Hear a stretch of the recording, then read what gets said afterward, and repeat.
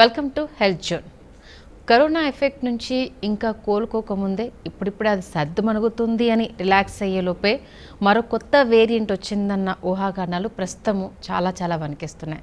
ఊహాగానాలు కాదు, ఒమిక్రాన్ అనే వేరియంట్ ప్రస్తుతం మన జనబాహుల్యంలోకి రాబోతోంది అన్న విషయాన్ని వైద్యులు నిర్ధారించారు. మరి ఒమిక్రాన్ ఎఫెక్ట్ ఎలా ఉండబోతోంది? ఇప్పటివరకు పిల్లలకు వ్యాక్సిన్ వేయలేదు. మరి ఈ నేపథ్యంలో పిల్లలకు ఈసారి అది ఎఫెక్ట్ చేసే అవకాశం ఉంది అన్న వార్తలు ప్రస్తుతం హల్చల్ చేస్తున్నాయి. ఇందులో నిజం ఎంత ఉంది? ఒమిక్రాన్ వల్ల ఎలాంటి అనర్థాలు జరగబోతున్నాయి? దీనికి సంబంధించిన పూర్తి డీటెయిల్స్ మనకు అందించడానికి అటు paediatrician senior consultation Apollo Cradle doctor Sharmila గారు మనతో ఉన్నారు. ఆవిడని అడిగి మెనరాలు తెలుసుకుందాం. గుడ్ ఆఫ్టర్నూన్ డాక్టర్ గారు. డాక్టర్ గారు, ఇప్పుడు కరోనా ఇప్పుడిప్పుడే కొంచెం రిలాక్స్ అయిపోయి జనాలు కూడా మర్చిపోయే స్థితికి వచ్చేసారు. మళ్ళీ కొత్త వేరియంట్ ఒమిక్రాన్ అంటున్నారు, ఏంటి అసలు? Probably this is kind of అంటే మనని కొద్దిగా ఏమైనా కాంప్లిసెంట్ అవుతున్నామేమో అని చెప్పి కోవిడ్ చాలా కన్సర్న్గా మన ఇళ్ళ నిద్రలేపింది అనమాట, బీ కేర్ఫుల్ అని. So omicron is the new variant. Omicron వేరియంట్తో వచ్చిన ఇన్ని రోజుల తర్వాత సడన్గా ఒక వేరియంట్ గురించి ఎందుకు మాట్లాడుకుంటున్నాం అంటే, సౌత్ ఆఫ్రికాలో క్లస్టర్స్ ఆఫ్ కేసెస్ వచ్చినాయి. అంటే ఒకే చోట చాలా కేసులు. సో ఇది ఎందుకు జరుగుతుంది? క్లస్టర్ వచ్చినప్పుడు యూజువల్గా జీనోమ్ సీక్వెన్స్ చేస్తారు. చేసినప్పుడు చాలా ఇంట్రెస్టింగ్ థింగ్ కనుక్కున్నారు. ఏంటంటే ఈ వేరియంట్లో మునుపెన్నడూ లేని వేరియంట్స్లో కంటే ఒకేసారి 50 మ్యూటేషన్స్ వచ్చినాయి. That's a very big number. Okay. Last మనకు వచ్చిన వేరియంట్ డెల్టా వేరియంట్. డెల్టా వేరియంట్లో స్పైక్ ప్రోటీన్లో 10 మ్యూటేషన్స్ అయినాయి. ఈ ఒమిక్రాన్ కూడా గ్రీక్ ఆల్ఫబెట్, 15th ఆల్ఫబెట్ అది. సో ఒమిక్రాన్లో స్పైక్ ప్రోటీన్లో 32 మ్యూటేషన్స్ ఉన్నాయి, హైయెస్ట్ మ్యూటేషన్స్ ఇప్పటివరకు. ఓకే. అండ్ స్పైక్ ప్రోటీన్ మ్యూటేషన్సే మనకు ఎందుకు ఇంపార్టెంట్ అని అంటే, న్యాచురల్గా వచ్చిన ఇన్ఫెక్షన్ అయినా కూడా more importantly most of the vaccines మనం తయారు చేసుకున్నవి అదర్ దాన్ కోవాక్సిన్ హోల్ వైరస్కి వచ్చింది. అది డెడ్ ఆర్ కిల్డ్ వ్యాక్సిన్ అనమాట. అది హోల్ వైరస్కి చేసిన వ్యాక్సిన్. ఈ క్విక్గా చేసిన న్యూయర్ వ్యాక్సిన్స్ అన్నీ స్పైక్ ప్రోటీన్ మీద ఫోకస్ చేసినాయి. స్పైక్ ప్రోటీన్ని లాంటి దాన్ని మనకు పంపించి దాన్ని ఐడెంటిఫై చేసి మన బాడీ దానికి అగెన్స్ట్గా యాంటీబాడీస్ కానీ సెల్ మీడియేటెడ్ రెస్పాన్సెస్ ఇస్తే అలా మనం ఫ్యూచర్లో రాబోయే కోవిడ్ ఇన్ఫెక్షన్ని తట్టుకోవడానికి చేసిన ప్రక్రియ ఆల్ దీస్ వ్యాక్సిన్స్. సో ఇప్పుడు ప్రాబ్లం ఏమైందంటే స్పైక్ ప్రోటీన్లోనే 32 మ్యూటేషన్స్ వచ్చినాయి. ఓకే. సో ప్రీవియస్గా ఉన్న వ్యాక్సిన్స్ పనిచేస్తాయా లేవా అనే చిన్న కన్సర్న్ వచ్చింది. అండ్ ఇంకొక ఇంట్రెస్టింగ్ థింగ్ ఏంటంటే, ఈ ఒమిక్రాన్ ఇన్ఫెక్ట్ అయిన కపుల్ ఆఫ్ కేసెస్లో వాళ్ళు completely vaccinated people. Okay. ఫైజర్తో.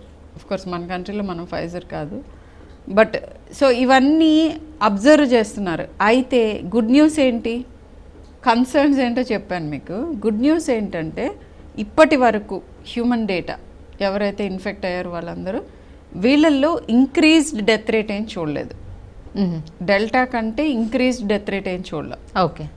So that is one good news, but it's too early to say omicron impact ఏముంటుంది. There are 2 things that can happen. ఒకటి ఏంటంటే, delta వైరస్ని replace చేసేసి ఒమిక్రానే లార్జెస్ట్ వేరియంట్ సర్క్యులేటింగ్ అయితే, and omicron lesser disease అయితే, అంటే less severe disease అయితే మనందరం హాయిగా ఊపిరి పీల్చుకోవచ్చు. ఓకే. ఇది ఇప్పుడు covid will become just like cold cough, any other cold, rhinovirus లాగా. Okay. The other small possibility is that ఒకవేళ ఇది తీవ్రతరమైన వేరియంట్ అయితే అగైన్ మళ్ళీ we have to brace our cells up for a bad wave. Okay. ఎటువైపు వెళ్తుంది అనేది ఇవాళ రోజున కూర్చొని చెప్పలేం. We need more information. Particularly ఏ కంట్రీస్లో అయితే లార్జ్గా నెంబర్లో ఐసోలేట్ అవుతుందో ఒమిక్రాన్, వాళ్ళు మనకి ఇవ్వాల్సిన ఇన్ఫర్మేషన్ బట్టి ఉంటుంది. ఓకే. మీతో మాట్లాడడం కాల్ సిద్ధంగా ఉండండి, కాల్ తీసుకుందాం. హలో, నమస్తే అండి. మీ పేరు ఎక్కడి నుండి మాట్లాడుతున్నారు? మాట్లాడండి డాక్టర్ గారితో. చెప్పండి మేడం. నా పేరు శ్రీనండి మేడం, డాక్టర్ గారు. చెప్పండి. నమస్తే, చెప్పండి. ఆ మేడం ఇప్పుడు ఇది కొత్తది ఏది ఓమిక్రాన్ అనేది వస్తుంది కదా, అది పిల్లలకి ఏమైనా ఎఫెక్ట్ పడుతుంది మేడం? గుడ్ క్వశ్చన్ అడిగారు. సో పిల్లలకి స్పెసిఫిక్గా ఏమన్నా ఒమిక్రాన్ ఎక్కువగా పిల్లల్ని ఇన్ఫెక్ట్ చేసే అవకాశం ఉందా, పిల్లల్లో తీవ్రతరం అయ్యే అవకాశం ఉందా, పిల్లలకి మరి వ్యాక్సిన్స్ ఇవ్వలేదు ఎలా ప్రొటెక్ట్ చేసుకోవాలి, పిల్లల్ని స్కూల్స్కి పంపించవచ్చా, all these 4 questions every day నాకు వస్తాయి. సో అలా ఆన్సర్ ఆల్ ఆఫ్ దెమ్ ఆయన అడిగిన దానికి. ఏంటంటే ప్రిఫరెన్షియల్గా పిల్లల్ని మాత్రమే ఇన్ఫెక్ట్ చేసేటువంటి ప్రక్రియ అసలు ఉండదు కోవిడ్ ఎప్పుడు.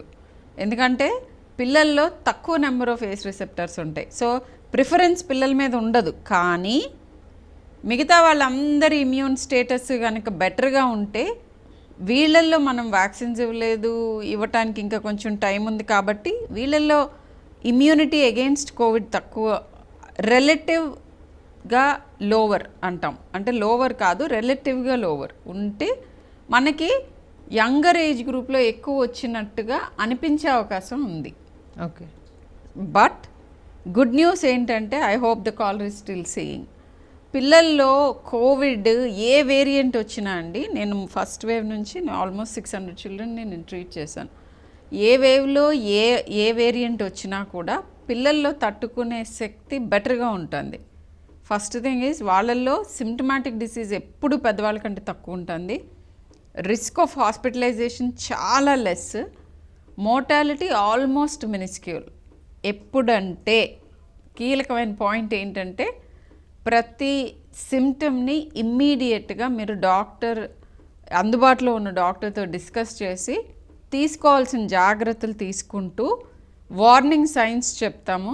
ఆ వార్నింగ్ సైన్స్ ఏమైనా ఉంటే ఇమ్మీడియట్గా అప్రోచ్ అయితే కోవిడ్ పిల్లల్లో కానీ పెద్దవాళ్ళలో కానీ ముసలివాళ్ళలో కానీ చంటి పిల్లల్లో ప్రెగ్నెంట్ విమెన్లో ఎనీవన్ ఇట్ ఈజ్ ట్రీటబుల్. మీరు కరెక్ట్ టైంకి హాస్పిటల్లో డాక్టర్ ఆర్ హెల్త్ కేర్ సిస్టమ్ని అప్రోచ్ అయితే కోవిడ్ గురించి ఆందోళన చెందాల్సిన అవసరం లేదు. కానీ అప్రమత్తతతో ఉండాల్సిన ఫేజ్ ఇంకా అయిపోలేదు అని చెప్తుంది ఒమిక్రాన్. సో అన్నిటికంటే ఇంపార్టెంట్ థింగ్ మాస్క్లు, వాటిని అస్సలు నెగ్లెక్ట్ చేయొద్దు. చెప్తూ మరి మీ దగ్గర ఉందా మాస్క్ అని అనుకుంటారేమో, ఇదిగోండి నా మాస్క్ N95. సో మీకు క్లియర్గా వినిపించడం కోసమని మాస్క్ తీసి మాట్లాడుతున్నాను. బట్ గుమిగూడి ఇండోర్స్లో గుమిగూడొద్దు. మీరు ఏం చేసుకున్న నార్మల్ లైఫ్ స్టైల్ కొంతవరకు రిటర్న్ అవ్వటం, వర్క్కి వెళ్ళటం, పిల్లల్ని స్కూల్కి పంపించటం ఇవన్నీ మానేయమని చెప్పట్లేదు. కానీ ఇండోర్లో గ్యాదరింగ్స్ అన్నీ అవాయిడ్ చేయగలిగినాయి అంటే ఇప్పుడు ఫంక్షన్స్ ఉన్నాయి లేకపోతే ఇంకోటి ఉన్నాయి, అవుట్డోర్లో పెట్టుకోండి. Don't get together indoors.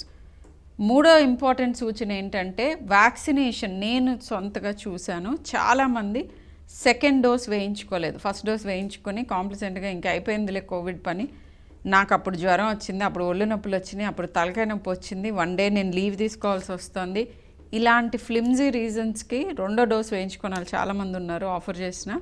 అలాంటి అని పక్కన పెట్టి ఇమ్మీడియట్గా మీరు ఆల్రెడీ డ్యూ అయితే go and get your second dose. యాక్చువల్గా డిస్కషన్స్ జరుగుతున్నాయి 3rd dose to boost up immunity మనం కూడా తీసుకొద్దామా హై రిస్క్ పీపుల్ అందరికీ, which includes like health care professionals, higher age group ఉన్నాళ్ళు, చిన్నవాళ్ళల్లోనేమో ఇమ్యూనో కాంప్రమైజ్డ్ పీపుల్. సో వీళ్ళందరికీ. సో ఈ 3 పాటించి ఎటువంటి చిన్న నలతో ఉన్న హాస్పిటల్ అప్రోచ్ అయితే డాక్టర్ వీడియో కన్సల్ట్ అవ్వచ్చు, ఏదైనా అవ్వచ్చు, డిస్కస్ చేయండి. వార్నింగ్ సైన్స్ తొందరగా చెప్పగలుగుతాం. అండ్ ఆ వార్నింగ్ సైన్ ఏదైనా ఉంటే హాస్పిటల్కి అప్రోచ్ అయితే Covid is completely treatable. Okay, ఇంకో కాలర్ ఉన్నారండి. హలో, నమస్తే అండి. హలో, నమస్తే అండి, మీ పేరు ఎక్కడి నుండి మాట్లాడుతున్నారు?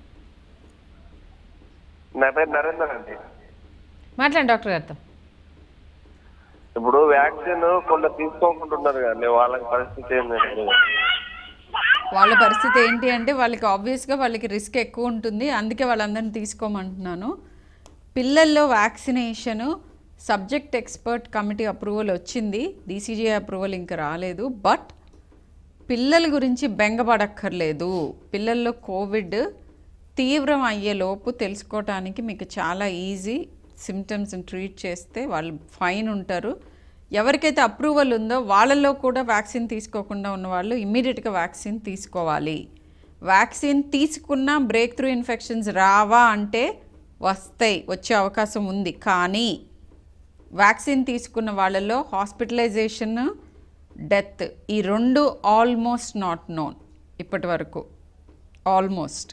సో మీ వంతు మీరు చేయగలిగింది వ్యాక్సినేషన్ ప్రక్రియ, ఆ 2 డోసెస్ కంప్లీట్గా తీసుకోవటం, మాస్క్ పెట్టుకోవటం. వ్యాక్సిన్ తీసుకున్నా మాస్క్ వేసుకోవాలి.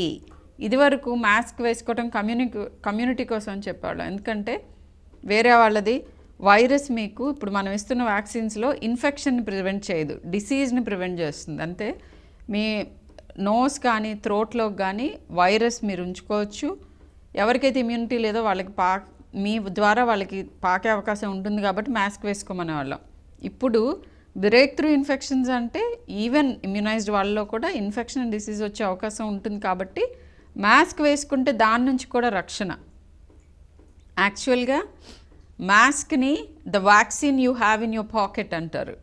సో మాస్క్ వేసుకోండి, వ్యాక్సినేషన్ ఫినిష్ చేసుకోండి, రద్దీగా ఉన్న ప్రాంతాల్లో అత్యవసరం కాకపోతే వెళ్లకుండా ఉండండి. Simple instructions. ఒంట్లో ఏది నలతగా ఉన్నా ఇమ్మీడియట్గా టేక్ కన్సల్టేషన్. ఓకే, ఇంకో కాల్ ఉన్నారండి. హలో, నమస్తే అండి. నమస్తే అండి. మీ పేరు ఎక్కడి నుండి మాట్లాడుతున్నారు? నేను జనగాం డిస్ట్రిక్ట్ నుండి మాట్లాడుతున్నా. స్వర్ణ మంజుల పోకల, స్టేషన్ గన్పూర్. మాట్లాడు డాక్టర్ గారితో. చెప్పండి. నమస్తే మేడం. నమస్తే అండి. అంటే ఇప్పుడు 18 years ఎబో నుంచి వ్యాక్సిన్ ఇచ్చారు కదా, ఆ పిల్లలకి ఇంకా ఇవ్వలేదు కదా. మా బాబు 16 years అండి, ఫస్ట్ ఇయర్ చదువుతున్నాడు నారాయణ కాలేజ్ లో.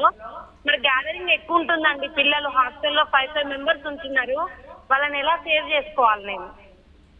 చాలా క్లిష్టమైన కష్టమైన సూటి ప్రశ్న ఒకటి అడిగారు. So thing is yes, so ఇది డిఫికల్ట్ ఆన్సర్ క్వశ్చన్ అయినా ఆన్సర్ చేస్తాను నా దగ్గర ఉన్న ఇన్ఫర్మేషన్ తోటి. నెంబర్ 1, ఇట్లా గ్యాదరింగ్, ఇండోర్ గ్యాదరింగ్స్లో నేను చెప్పినట్టుగా క్లస్టర్స్ ఆఫ్ కేసెస్ వచ్చే అవకాశం ఉంటాయి. But again vaccine approval less than 18 years వాళ్ళకి అఫీషియల్గా రాలేదు. సో వ్యాక్సిన్ వేసుకునే అవకాశం లేదు. బట్ చదువు ఇంపార్టెంటే. సో చదువులు ఆఫీసులు మానేసేమని చెప్పటం కుదరదు. ఇప్పుడు వ్యాక్సిన్ లేకపోయినా భయపడాల్సిన అవసరం లేదు, ఎందుకంటే పంపించండి. బట్ ఒంట్లో బాగోకపోతే మెడికల్ హెల్ప్ తీసుకోండి. అండ్ ఒమిక్రాన్ ఇప్పటి వరకు మనకున్న డేటాతోటి మోర్ సీరియస్ డిసీజ్ కానీ more number of deaths cause చేస్తుందని కానీ కన్ఫర్మ్డ్గా ఎక్కడ మనకి ఇన్ఫర్మేషన్ లేదు. అలాంటిది ఏమన్నా తెలిస్తే గవర్నమెంట్ యాజ్ అ పాలసీ ఆబ్వియస్గా మీకు వార్నింగ్ ఇస్తుంది పంపించొద్దని. ఆ టైం వరకు డెఫినెట్గా నిరభ్యంతరంగా మీరు పంపించవచ్చు.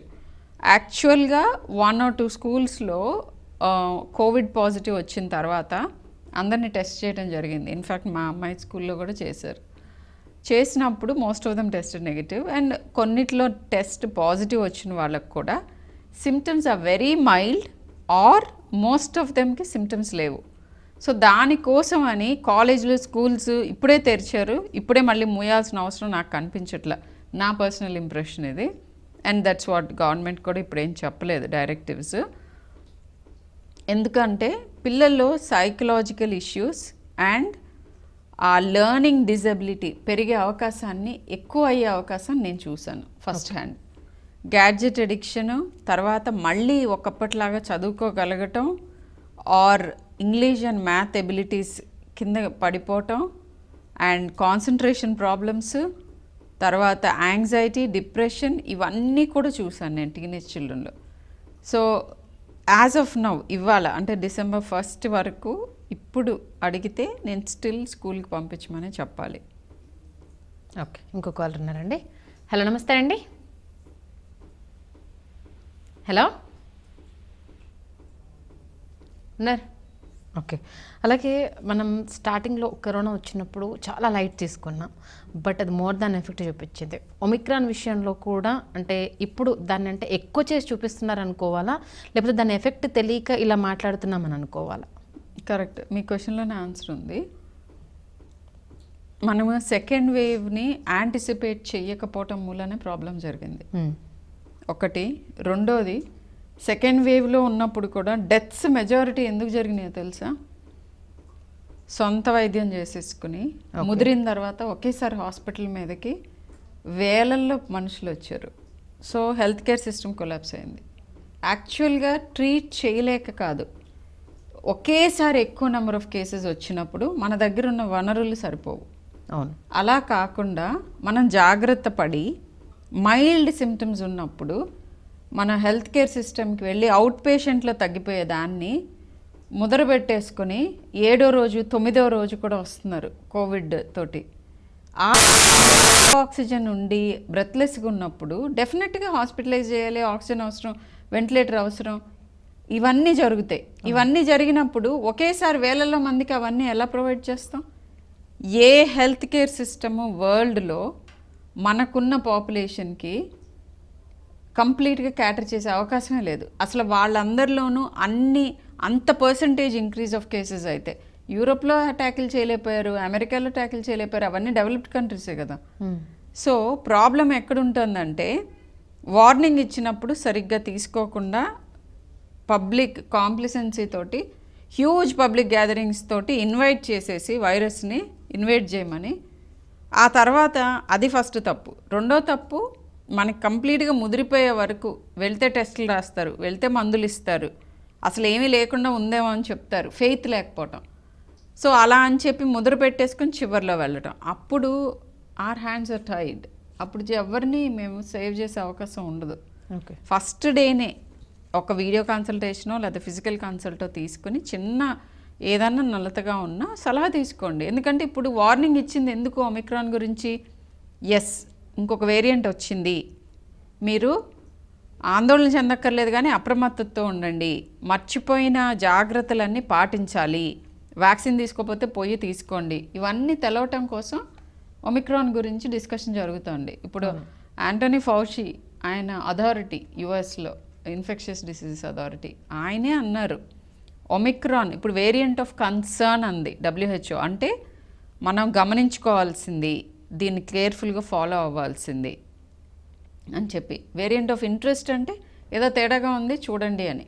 బట్ కన్సర్న్ అంటే ఎస్, దీని మూలాన మనకి ఏమైనా ప్రాబ్లం వచ్చే అవకాశం ఉంది, క్లోజ్గా గమనిద్దాము అని డిక్లేర్ చేయటం. సో ఈ 50 మ్యూటేషన్స్లో కొన్ని డేంజరస్ మ్యూటేషన్స్ ఉన్నాయి. ఏంటంటే ట్రాన్స్మిషన్ 500% ఇంక్రీజ్ అయ్యే అవకాశం ఉంది. Death rate as of now ఇంకా దాని గురించి ఎస్టిమేషన్ లేదు. బట్ వ్యాక్సిన్ బ్రేక్ త్రూ అయ్యే అవకాశం కూడా కనిపిస్తుంది కొన్ని చోట్ల. ఓకే. సో ఇవన్నీ పెట్టుకుని అలా అని వ్యాక్సిన్స్ తీసుకోపోవటం కాదు. అగైన్ వ్యాక్సిన్ తీసుకుంటే మైల్డర్ డిసీజ్ వస్తుంది, వచ్చినా కూడా. ఇప్పుడు ఎవరిలో అయితే ఒమిక్రాన్ డిటెక్ట్ అయిందో వ్యాక్సిన్ తీసుకున్నా కానీ వాళ్ళందరికీ మైల్డ్ డిసీజ్ ఉంది. సో వ్యాక్సిన్ ఈజ్ ఎఫెక్టివ్, తీసుకోండి. యాజ్ ఆఫ్ నౌ డేటా అది, స్టడీస్ జరుగుతున్నాయి. అండ్ ఇంకొక కాజ్ ఆఫ్ కన్సర్న్ ఏంటంటే ఒమిక్రాన్తో యాంటీబాడీ కాక్టైల్ అని అది బాగా పనిచేస్తుంది మనకి. కోవిడ్ వచ్చిన ఫస్ట్ 5 డేస్లో తీసుకుంటే ఆల్మోస్ట్ సీరియస్ కోవిడ్ని చూడట్లేదు అసలు. ఓకే. ఆ యాంటీబాడీ కాక్టైల్ అంతే ఎఫెక్టివ్గా ఉంటుందా లేదా ఈ న్యూఆర్ వేరియంట్తో అనేది ఒక question that needs to be answered. Okay. Caller ఉన్నారండి, కాల్ తీసుకుందాం. హలో, నమస్తే అండి, మాట్లాడండి డాక్టర్ గారితో. నమస్కారం. నమస్తే అని చెప్పండి. మేడం, ఇంకోటి ఇప్పుడు చిన్నపిల్లలకి ఎఫెక్ట్ అవుతుందా అని ఏమన్నా ఉంటుందా? 4 years పిల్లలకి ఇట్లా కోవిడ్ అన్ని ఏజ్ గ్రూప్స్లోనూ చూస్తున్నామండి. చంటి పిల్లలు 3rd డే 3 day ఓల్డ్లో చూసాము, అందరిలోనూ చూసాం. అయితే సీరియస్గా ఎఫ్లిక్ట్ అయ్యేది చాలా తక్కువ. లెస్ దాన్ 12 year oldsకి సీరియస్ ఎఫ్లిక్షన్స్ ఎక్కువ రావట్లా. 12 to 25 వాళ్ళకి మైల్డ్ టు మోడరేట్ సిమ్టమ్స్ కొంతమందికి చూస్తున్నాం. బట్ అన్నీ కూడాను మేనేజబులే, కరెక్ట్ టైంలో అడ్వైస్ తీసుకుంటే. సో ప్రతి జ్వరాన్ని డెఫినెట్గా డాక్టర్ హెల్ప్ తీసుకోండి జ్వరం వస్తే. ఇప్పుడు only Omicron variant of Covid లేకపోతే డెల్టా వేరియంట్ ఆఫ్ కోవిడ్ ఈ రెండింటి గురించి కాదు బెంగ. ఇప్పుడు వస్తున్న జ్వరాల్లో డెంగ్యూ జ్వరాలు చాలా ఎక్కువగా ఉన్నాయి. స్క్రబ్ టైఫస్ అని రికెట్సియల్ ఇల్నెస్ అది కూడా వస్తుంది. ఇవన్నీ ట్రీటబుల్లే. రైట్ టైంలో హాస్పిటల్కి వెళ్తే అన్నిటినీ ట్రీట్ చేయొచ్చు. డ్రగ్ రెసిస్టెంట్ టైఫాయిడ్ చూస్తున్నాం, రెస్పిరేటరీ సిన్సీషియల్ వైరస్ అని ఇదివరకు చంటి పిల్లల్లో వచ్చేది, ఇప్పుడు స్లైట్లీ ఓల్డర్ ఏజ్ గ్రూప్లో న్యూమోనియాస్ వస్తున్నాయి. బట్ అన్నీ ట్రీటబుల్లే, ఆందోళన వద్దు. కానీ ఇది జ్వరమేలే ఒక 3 రోజుల తర్వాత వెళ్దాం అని అనుకోకుండా ఒక సింపుల్ కన్సల్టేషన్ తీసుకోండి, డే 1 డే 2. సో మేము హెల్ప్ చేయగలుగుతాం. ఇంకో కాల్ ఉన్నారండి. హలో, నమస్తే అండి. హలో నమస్తే అండి, మీ పేరు ఎక్కడి నుండి మాట్లాడుతున్నారు? Hello uncle madam. నమస్తే, చెప్పండి, మీ క్వశ్చన్ అడగండి. నమస్తే మేడం. ఏం లేదు, మా మిస్సెస్ కొంచెం కిడ్నీలో ప్రాబ్లం ఉంది మేడం, యాక్షన్ తీసుకోవచ్చా మేడం? కిడ్నీలో ఏం ప్రాబ్లం ఉంది, దానికోసం మీరు కిడ్నీలో టోన్స్ మెడిసిన్ వాడతాను. తీసుకోవచ్చండి, వ్యాక్సిన్ నిరభ్యంతరంగా తీసుకోవచ్చు, no problem. And pregnant women and పాలిస్తున్న తల్లులు వీళ్ళు కూడా వ్యాక్సిన్ తీసుకోవచ్చు. అండ్ గవర్నమెంట్ డైరెక్టివ్ ప్రకారమే దొరికిన చోట కోవాక్సిన్ తీసుకోమన్నారు, లేకపోయినా వేరే ఏ బ్రాండ్ అయినా కూడా పర్లేదు. ప్రెగ్నెంట్ విమెన్ అందరూ కూడా వ్యాక్సిన్ తీసుకోండి. ఎందుకంటే second trimester or towards mid pregnancy Covid సోకితే డెఫినెట్గా కొంత కాంప్లికేట్ అయ్యే అవకాశం ఎక్కువ నార్మల్ పీపుల్ కంటే. సో వ్యాక్సిన్ తీసుకోండి, అది డెఫినెట్గా సేవ్ చేస్తుంది. మీకు పుట్టబోయే బేబీకి కూడా దట్స్ వెరీ వెరీ ఇంపార్టెంట్. ఇంకో కాల్ ఉన్నారండి. హలో, నమస్తే అండి. హలో, నమస్తే మేడం. మీ పేరు ఎక్కడి నుండి కాల్ చేస్తున్నారు? వెంకటరమణ మేడం. మీరు టీవీ వాళ్ళని తగ్గించేసి డాక్టర్ గారితో మాట్లాడండి. టీవీ వాళ్ళని తగ్గించేసేయండి ఫస్ట్. నమస్తే మేడం, డాక్టర్ గారు. చెప్పండి, మీ క్వశ్చన్ అడగండి. ఫస్ట్ వ్యాక్సిన్ వేసుకొని మేము 8 months అట్లా అయింది మేడం. ఇప్పుడు వేసుకోవచ్చా మేడం? ఇబ్బంది ఏం లేదు, ప్రాబ్లమ్స్ ఏమి ఉండదు మేడం? ప్రాబ్లమ్స్ ఏమి ఉండవు, తీసుకోండి. 8 months అయినా కూడా ఇంక ఇప్పుడు పనికి వస్తుందా లేదా, లేకపోతే వేరే ఇంకేమైనా ఇష్యూస్ ఉన్నాయా అని ఆలోచించకుండా వెళ్ళి ఇప్పుడన్నా సెకండ్ డోస్ కంప్లీట్ చేయండి. అలాగే డాక్టర్ గారు, ఒమిక్రాన్ అంటే లక్షణాలు ఎలా ఉంటాయి ఏంటి అన్నది ఇప్పటివరకు అంటే రకరకాలుగా అపోహలు వస్తున్నాయి, దానికి సంబంధించిన ఒక చిన్న క్లారిటీ. ఒమిక్రాన్ ఏమన్నా డిఫరెంట్గా ప్రజెంట్ అవుతుందా అనే సైంటిఫిక్ డిస్కషన్ జరుగుతోంది. ఇప్పటి వరకు స్పెసిఫిక్గా కొత్తగా స్ట్రేంజ్గా ఉన్న సిమ్టమ్స్ ఏం కనిపించలా, ఎక్సెప్ట్ దట్ ఎక్కడో ఒక చోట మెన్షన్ ఉంది, విపరీతమైన నిస్సత్తువ, నేను లేవలేను, పని చేయలేను, టైర్డ్నెస్, అది కొంచెం మోర్ ప్రామినెంట్ ఉంది ఒమిక్రాన్ వేరియంట్లో అని అంటున్నారు. Okay. And loss of taste and smell ఎక్కువగా చూడట్లేదు ఈ వేరియంట్లో అంటున్నారు. ఓకే. ఈ రెండు నాకు తెలిసిన what ever new things. Call ఉన్నారండి. హలో, నమస్తే అండి. మేడం నమస్తే మేడం. మాట్లాడండి డాక్టర్ గారు. మేడం వ్యాక్సిన్ అయిపోయింది, కోవాక్సిన్ 2 doses అయ్యి అప్పుడే 6 months అయ్యింది. బూస్టర్ డోస్ అనేది వేసుకోవచ్చా? వేసుకోవచ్చు, కానీ ఇంకా దాని మీద డిస్కషన్స్ జరుగుతున్నాయండి. దీంట్లో 2 things ఏంటంటే, ఇంటర్నేషనల్గా డిస్కషన్ ఏం జరుగుతుందంటే చాలా ఇంట్రెస్టింగ్ డిస్కషన్ ఇది, వ్యాక్సిన్ ఈక్విటీ. అంటే ఒట్టి డబ్బున్న దేశాలే వ్యాక్సిన్ వేసుకొని కూర్చుంటే, యాక్చువల్గా ఒమిక్రాన్ ఈ లెసన్ చెప్తుంది మనకి, వెరీ ఇంట్రెస్టింగ్ లెసన్. ఏంటంటే, నా కంట్రీలో నేను అందరినీ 70% ఇమ్యునైజ్ చేసుకున్నాను అమ్మాయ అని అనుకోవటానికి లేదు. ఇప్పుడు గ్లోబలైజేషన్ మూలన నీకు ఇష్టం ఉన్నా లేకపోయినా సెల్ఫ్లెస్గా అన్నీ అందరితో పంచుకుంటేనే మానవాళంతా సేఫ్గా ఉంటుంది అని క్లియర్ కట్ మెసేజ్ ఇస్తుంది. సౌత్ ఆఫ్రికాలో హెల్త్ కేర్ వర్కర్స్లోనే <20% are immunized. Okay. Can you imagine? Front line ఉంటారు వాళ్ళు. సో ఏమైంది, అక్కడ పుట్టింది కొత్త వేరియంట్. సో అక్కడ పుడితే మరి వ్యాక్సిన్స్ అన్నీ వేసుకుని ఉన్న వాళ్ళు హ్యాపీగా కూర్చుంటారా? లేదు, వ్యాక్సిన్ బ్రేక్ త్రూస్ ఉంటాయి.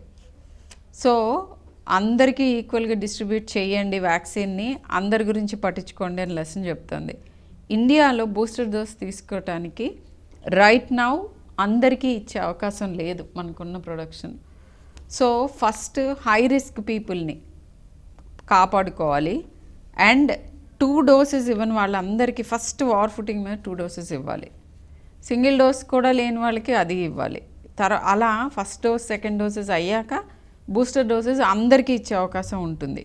బట్ ఫస్ట్ ఈ అందరికీ 2 డోసెస్ అష్యూర్ చేస్తూ high risk people particularly health care వర్కర్స్కి ఫస్ట్ కవర్ చేయాలి.